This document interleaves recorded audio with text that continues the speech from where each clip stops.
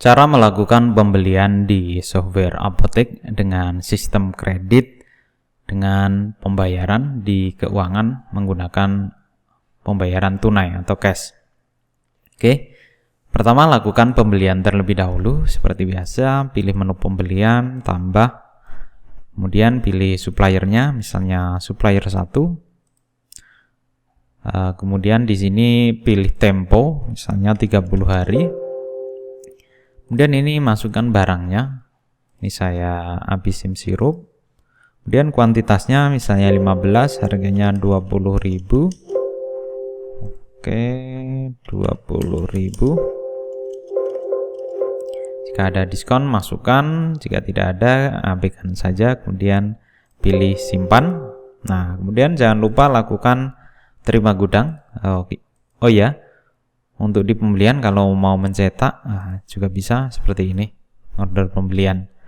Harusnya ini bukti ini diberikan oleh supplier ya. Nah, ini adalah bukti untuk internal aja, untuk pencocokan. Selanjutnya di gudang pilih terima barang, kemudian tambah, lalu pilih dari pembelian supplier 1. Kemudian ini gudangnya, kalau mau ditaruh gudang 1 atau gudang 2 silakan, kalau Anda memiliki lebih dari satu gudang. Di sini saya memilih gudang 1, kemudian ini tanggal expirednya jika ada 2027 misalnya. Kemudian ini nomor batchnya, jika tidak abaikan saja dan simpan. Oke, sekarang kita cek di bagian laporan kartu stok juga bisa. Kemudian ini barangnya, habisin sirup, kita cek. Oke, bertambah 15 di sini, totalnya 15. Kemudian dari transaksi tadi membentuk jurnal umum di accounting, jurnal umum seperti ini, bisa dicetak. Nah, persediaan obat bertambah 300.000, kemudian hutang pembelian barang 330.000 dan hutang PPN 30.000. Oke. Karena tadi ada PPN-nya 10%, jadi total hutangnya 30.000. Oke, sekarang kita cek di neraca. Di neraca apakah sudah masuk? Nah, di sini belum masuk karena saya belum melakukan tutup buku. Fungsi dari tutup buku yaitu untuk memposting semua transaksi yang dilakukan. Hari ini ada transaksi, kita lakukan tutup buku, maka hal yang terkait dengan transaksi tadi akan dimasukkan ke dalam akun-akun yang ada di neraca. Oke, sekarang kita coba lihat lagi di bagian neraca detailnya. Nah, di sini sudah ada hutang pembelian 330.000. Kemudian di persediaan obat bertambah. Nah, di sini persediaan obat sudah bertambah 300.000. Oke, kemudian ini hutang PPN 30.000, yaitu PPN keluaran karena kita melakukan pembelian. Nanti kalau kita terjadi penjualan, maka ini akan berkurang secara otomatis. Nanti dari PPN penjualan di apotek kita, maka di sini masuk di sini PPN yang kita pungut akan masuk di sini, otomatis mengurangi. Apabila nanti hasilnya plus, maka Anda wajib melaporkan. Berarti harga jualnya kan lebih tinggi dari harga pembelian. Maka ini biasanya terjadi plus. Oke. Itu tadi cara melakukan pembelian dengan sistem kredit. Sudah masuk ke dalam jurnal umum dan neraca. Sekarang bagaimana cara membayarannya? Misalnya apotek ingin melakukan pembayaran, maka kita pilih menu keuangan. Kemudian di sini bagiannya yaitu menu pengeluarannya. Oke, misalnya tadi kredit mau diangsur misalnya 2 kali.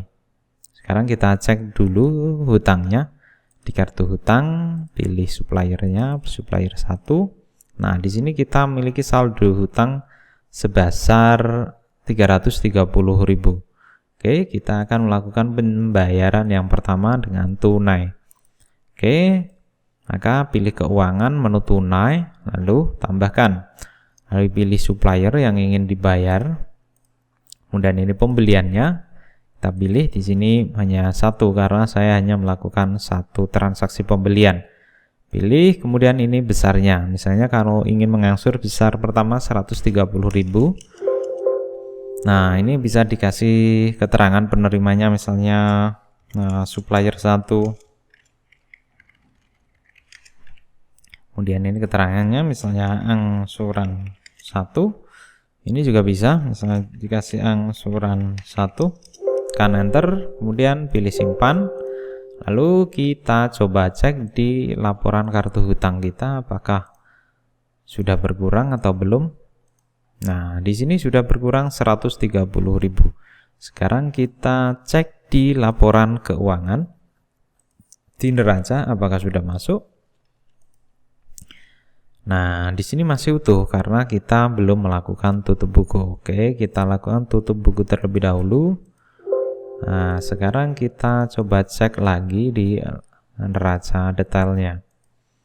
Nah, di sini sudah berkurang. Nah, di sini kas besarnya tadi untuk pembayaran 130.000 kan.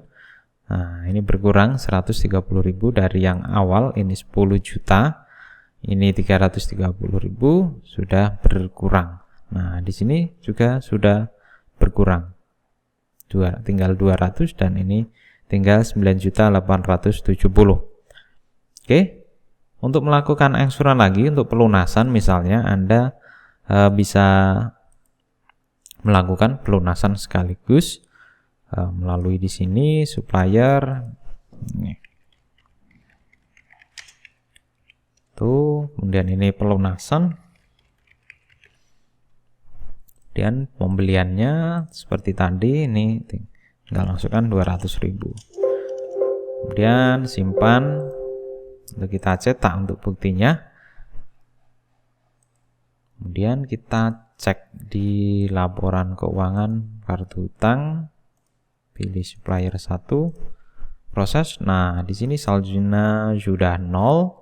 Sekarang kita tinggal dilihat di accounting neraca, kita lakukan tutup buku terlebih dahulu. Kemudian pilih laporan, neraca detail, dan ya, di sini hutang pembelian barang sudah 0 dan di sini berkurang kasnya 330 sesuai dengan hutang pembelian barang yang ada di sini. Oke, itu tadi cara melakukan pembelian barang dengan sistem kredit dengan cara pembayaran angsuran secara tunai. Di next video saya akan jelaskan bagaimana cara melakukan pembelian sistem kredit, bayarnya lewat transfer bank, kemudian lewat giro. Oke, saya cukupkan sekian untuk video tutorial kali ini. Semoga bermanfaat dan sampai jumpa di video tutorial selanjutnya.